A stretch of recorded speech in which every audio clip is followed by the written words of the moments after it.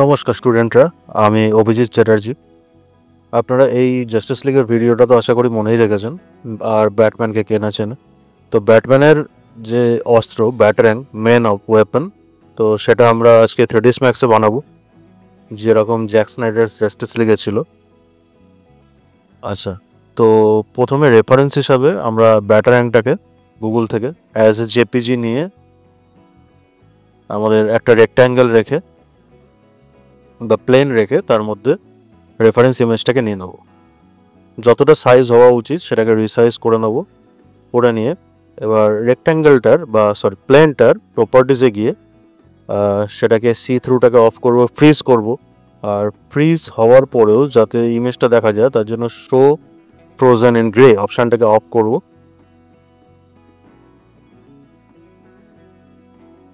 আচ্ছা, তারপরে naturally lines নেব। লাইন নিয়ে যেরকমভাবে কার্ভ আমরা এঁকে থাকি বিভিন্ন কোরেল বা যে কোনো সফটওয়্যারে, আমরা সেরকমভাবে আউটলাইনটাকে ফার্স্টে ড্র করে নেব। অত ডিটেলিংয়ের সঙ্গে প্রত্যেকটা খাঁজকে আলাদা আলাদা করে কার্ভের মধ্যে ইনক্লুড না করলেও চলে। প্রথম রাফলি আউটলাইনটাকে আমরা এঁকে নেব। আমরা এখানে ফোকাস করব কাজটাকে ইজিয়েস্টভাবে শেষ করার। তার জন্য এক সাইড ব্যাটারাংয়ের যে কোনো একটা সাইড, লেফট হোক রাইট হোক, একটা সাইডকে প্রপার এঁকে নিলেই চলবে।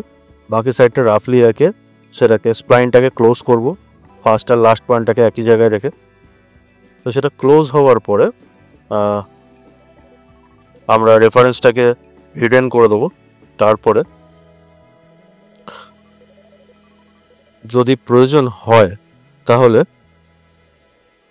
এডিট অপশানে গিয়ে, মানে যেখানে আমাদের মডিফায়ার্সগুলো থাকে সেখানে লাইন্সের ভিতরকার অপশানগুলো, ভার্টেক্স অপশানগুলো পেয়ে যাব, ভার্টেক্স সেগমেন্ট। তো ভার্টেক্সে গিয়ে ফিলেট আর কানেক্ট এই দুটোর সাহায্যে আমরা ভিতরকার যে প্রয়োজনীয় জিনিসগুলো সেগুলোকে বাড়িয়ে নেবো। যে কটা ভার্টেক্স লাগে সেটাকে একদম ডিটেলিং বানানোর জন্য সেটাকে বানিয়ে নেবো। এখন তোমরা বলতে পারো যে আমরা একবারে কেন বানিয়ে নিলাম না ফার্স্টেই যখন আমি বানাচ্ছি। তো সেরকম বানাতে গিয়ে অনেক সময় হয় কি, যে কিছু ভুল হলে বেশি ডিটেলিং করতে গিয়ে প্রথমে ভুল হলে সেই জিনিসটাকে ঠিক করতে গিয়ে আবার পুরো ডিলিট করে নতুন করে করতে। তো ওই যেরকম কথায় আছে, প্রথমে জিনিসটাকে তৈরি করো তারপর সেটাকে ডিটেলিং করো, অস্তিত্বটা ম্যাটার। তো সেই হিসাবে আমরা ফিলেট আর কানেক্টের মাধ্যমে কি ইনসার্টের মাধ্যমে আমরা উপযুক্ত পরিমাণে ব্যাটারাংটাকে বানিয়ে নিলাম, এক সাইডটাকে ভালো করে ডিজাইন করলাম। ওকে, তো হয়ে যাওয়ার পরে সরাসরি এর ওপর একটা মডিফায়ার দেবো, সেটা হচ্ছে সিমেট্রি।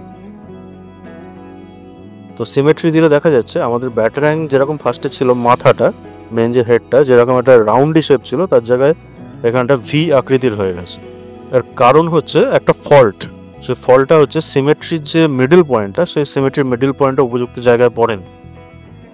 তো সেটার জন্য কি করতে হয়, সোজাসুজি ওই সিমেট্রির মডিফায়ারটাকে অন করতে হয়। তার ভিতরে যে গিজমোটা থাকে,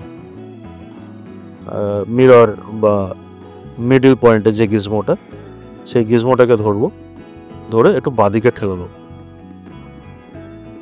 এছাড়া যে কোনো কিছু করেই ওটাকে কার্ভটাকে ঠিক করা যাবে না। যদি মনে হয় যে ভার্টেক্সটাকে সোজা করে দিয়ে করা যাবে তাহলে সেটা হবে না, কারণ মিডল পয়েন্টে পড়েই নেই সিমেট্রিটা। তো মিরর গিজমোটাকে ধরবো, মিররের যে অ্যাক্সিসটা বা মিররের গিজমোটা ওটাকে ধরে একটু বাঁদিকে ঠেলে দেবো। তো এই আমাদের ব্যাটারাংটা পুরো যেরকম আউটার শেপটা হওয়া উচিত সেটা হয়ে গেছে। আচ্ছা, এবার আউটার শেপ হয়ে গেছে সেটা ঠিক আছে, কিন্তু এবার এটাকে একটা বেস দিতে হবে, এটাকে একটু মোটা করতে হবে। কারণ জেএসজেএল মুভিতে যে ব্যাটারাংটা ছিল সেটা ভালোই মোটা ছিল, অন্যান্য সিনেমার মতন খুব পাতলা নয়। তো সেটার জন্য যে কোনো জিনিসকে মোটা করার জন্য আমরা যে মডিফায়ারটা ইউজ করি, তো এর উপরে ডাইরেক্ট সেই শেল মডিফায়ারটা দিয়ে দেবো। শেল মডিফায়ার দেওয়ার পরে আমরা যে ইনার আর আউটার অ্যামাউন্টটা আছে আমাদের যতটা প্রয়োজন মনে হয় যে এতটা হলে এনাফ হবে, ততটা পরিমাণে দিয়ে বাড়িয়ে নেব। আচ্ছা, এবার শেল মডিফায়ারের ভিতরে সেগমেন্ট যে অপশানটা থাকে সেখানে একটা সেগমেন্ট রাখছি। একটা সেগমেন্ট রাখলে কি হবে, আমাদের কাজে একটু সুবিধা হবে। আচ্ছা, একটা সেগমেন্ট তাহলে এক সাইডটাকে দেখাচ্ছে, তো দুই বানানো মানে হচ্ছে মাঝখানে একখানা লাইন অ্যাড হওয়া, তো সেখানে 2 রাখা হলো। সেগমেন্ট 2 রাখার ফলে মাঝখানে মানে আউটার আর ইনার মানে লেফট আর রাইট দুটো যে লাইন রয়েছে তার মাঝে আরেকটা লাইন পেলাম। আরেকটা লাইন কি করতে দরকার, এই যে ব্যাটারিংটা এটা তো একটা অস্ত্র, তো এটাকে ধারালো করবার জন্য মাঝখানের দিকটাকে বেশি রাখতে হবে আর চারপাশটাকে শান দিলে যেরকম হয় যে নিচু হয়ে যায় সেরকম করতে হবে। তো এর সোজাতম উপায় হচ্ছে যা হয়েছে টোটালটাকে এডিটেবল পলিতে কনভার্ট করে এডিটিং অপশানের যে এজ অপশানটা থাকে সেই এজটাকে নেবো। এজ নিয়ে এজ পুরো লুপটাকে সিলেক্ট করবো, এজের সিলেক্ট করে সেটাকে সামান্য বড় করব।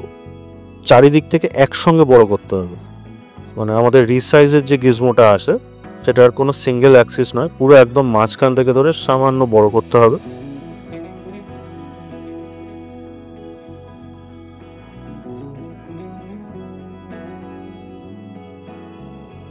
এতে ওই ধারালো যে লুকটা সেটা চলে আসবে।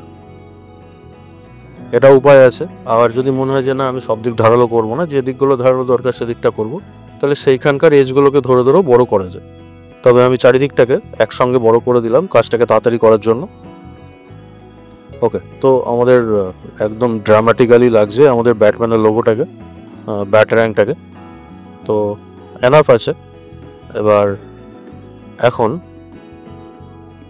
কতগুলো জিনিস আমাদের করতে হবে, যেরকম ব্যাটারিংটা যেরকম দেখতে ছিল যে মাঝখানে কতগুলো ডিজাইনিং করেছিল, তো এখন সাবডিভিশন করতে হবে। তো আমাদের এই তৈরি মডেলটাকে সাবডিভিশন করার জন্য রিটোপোলজি মডিফায়ারটাকে ইউজ করছি। এই উদাহরণের ক্ষেত্রে 4000খানা কাপি আছে, 4000খানা ফেস। তো সুন্দরভাবে দেখা যাচ্ছে এটাকে ও ডিভাইড করে ফেলেছে। রিটোপোলজি ছাড়া অনেক কিছু আছে যেগুলো দিয়ে সাবডিভাইড করা যায়, তবে আমরা রিটোপোলজিটাকে ইউজ করব, এটা কাজ বেটার করে যে কাজটা আমরা করছি। আচ্ছা, এরপরে এখন আমাদের উদ্দেশ্য হচ্ছে ব্যাটারিংয়ের মাঝখানে যে ডিজাইনগুলো করা ছিল, যে লাইন দিয়ে এ পাশ থেকে ও পাশ লাইন কাটা, তো সেটাকে বানাতে হবে। তো তার জন্য আবার লাইন টুল ইউজ করব। শেপটাকে হোল্ড করে লাইন টানলে পুরো একদম সোজা, মানে একদম ওপর নিচে সোজা দাগ পড়ে, তো এরকম লাইনটা কেটে নিলাম। এরপরে এই স্টার্ট নিউ শেপটাকে বন্ধ করে লাইনের মাঝখান থেকে আরেকটা লাইন কাটলাম, এটাও শিফট টিপে টানবো, এতে লম্বালম্বি একদম সোজাসুজি একটা দাগ পড়লো।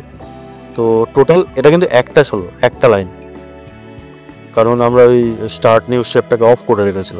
আচ্ছা হলো, এবার লাইনকে আমরা শেপ দান করব। লাইনকে শেপ দেওয়ার জন্য enable render, enable in viewport অপশানটাকে অন করতে হয় ওর এডিট অপশানে গিয়ে। করার পরে যদি থিকনেস মনে হয় যে একটু দরকার সেটাকে বাড়িয়ে নিতে হবে। যদি মনে হয় যে সাইডস মানে লাইনেরও সাবডিভিশন, লাইনটা ভিউ পোর্টে এনেবল হওয়ার পরে তার সাবডিভিশন বাড়াতে হবে, তাহলে সেটা বাড়িয়ে নেওয়া যেতে পারে। আচ্ছা, নেওয়া হয়ে গেল। ওকে, এরপরে কাজ কি? এরপরে আমাদের কাজ হচ্ছে যে এটাকেও সিমেট্রি করব। তো সিমেট্রি করলে আবার একই প্রবলেম যে মিররটা ঠিক জায়গায় পড়ে না, তো গিজমো ধরে মিররটাকে আবার সঠিক জায়গায় বসিয়ে নেবো। তো এই হয়ে গেল আমাদের মাঝখানের যে ডিজাইনটা। কিন্তু এই ডিজাইনটা উঁচু নয়, কিন্তু যেটা ব্যাটারিংয়ের মধ্যে আছে সেটা হচ্ছে অ্যাকচুয়ালি ব্যাটারিংয়ের গায়ে কাটা রয়েছে, মানে ওটা গর্ত টাইপের হবে, উঁচু নয়। তো উঁচু করার জন্য যেরকম পাইপ দিয়ে আমাদের বানানো হয়েছে সেরকম থাকবে না, নিচু করতে হবে।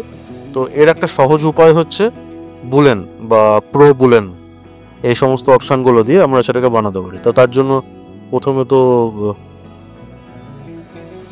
একটা হচ্ছে ভিতরের দিকটা, মানে বাইরের লেফট সাইডটা, আর ব্যাটারিংয়ের উল্টো সাইডটাতেও সেম আরেকটা লাইন দরকার।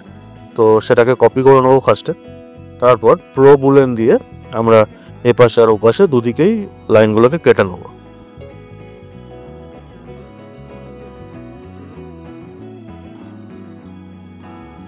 প্রো বুলেনের মধ্যে মুভ অপশানটাকে অন রাখবো, কপি বা রেফারেন্স ইন্টেন্স ওসবের কিছু দরকার নেই। তো দুপাশে এরকমভাবে প্রো বুলেন দিয়ে দাগটাকে কেটে নেওয়া হলো। সুন্দর লাগছে আমাদের ব্যাটারিং। যদি প্রয়োজন হয় তাহলে এক সাইডে ডিজাইন করে ওই সিমেট্রির মাধ্যমে উল্টো সাইডটাকেও বানিয়ে নেওয়া যেতে পারে, সেটাও একটা উপায় হয়। আচ্ছা, এবার এটা বানানোর পরে যদি মনে হয় যে না আরও সাবডিভিশনের আমাদের দরকার, আগের মতন লাগছে না, তাহলে চাইলে আবার রিট্রোপোলজি বা ওপেন সাবডিভ ইত্যাদি দিয়ে চাইলে বানিয়ে নেওয়া যেতে পারে। তবে আমাদের এক্ষেত্রে সেটার আর প্রয়োজন নেই, ভিডিওটাকে অযথা বড় করছি না। তো আমাদের ব্যাটারিংটা বেশ সুন্দর দেখতে হয়েছে। এরপরে সিম্পলি আমরা অ্যানিমেশনের যে সমস্ত অপশানস রয়েছে সেগুলো দিয়ে এটাকে সুন্দর প্রজেক্টাইল টাইপের ছোটার অ্যানিমেশন বানাতে পারি। সেটা অবভিয়াসলি এই ভিডিওতে আমরা দেখাবো না। যদি প্রয়োজন পড়ে যে কি করে ব্যাটারিংয়ের অ্যানিমেশনটাকে তৈরি করা হয়, যে কিভাবে কার্ভ দিয়ে সেটা ঘুরতে ঘুরতে যাচ্ছে, তাহলে অবভিয়াসলি কমেন্ট বক্সে কমেন্ট করবে। তবে যদি মনে হয় যে অনেক নিডস আছে, তখন অবশ্যই আমরা সেটা সম্বন্ধে ভিডিও বানাবো। আর এখানে ম্যাটেরিয়াল একটা বড় জিনিস। তো যেহেতু এখন আর্নল্ড ম্যাটেরিয়াল আমরা ইউজ করি বা আমাদের রেন্ডারার আর্নল্ড, তো সেখানে সুন্দর ম্যাটেরিয়াল দেওয়া খুব একটা কঠিন কাজ নয় এখন। সিম্পলি একটা ফিজিক্যাল ম্যাটেরিয়াল যেগুলো রয়েছে সেখানে ওগুলো নিয়ে তার মধ্যে অপশান পাওয়াই যায়, যে পলিশড অ্যালুমিনিয়াম বা পলিশড মেটাল বা ব্রাশড মেটাল, সেইগুলো এরকম একটা এর মধ্যে দিয়ে দিলেই ইজিলি আমাদের কালারিংয়ের সেকশনটাও মিটে যায়, যেটা রেন্ডার করার পর অসাধারণ লাগে দেখতে। তো এই ছিল আজকের একটি শর্ট ভিডিও ব্যাটারিং তৈরির। আশা করি তোমাদের ভালো লেগেছে। যদি এরকম ভিডিও আরও দেখতে চাও তাহলে অবভিয়াসলি আমাদের চ্যানেলটাকে সাবস্ক্রাইব করো। ভিডিওটা যদি সেরকম মনে হয় যে তোমাদের বন্ধুদের হেল্প করবে, অবভিয়াসলি শেয়ার করো। Thank you. পরের ভিডিওতে আবার দেখা হবে।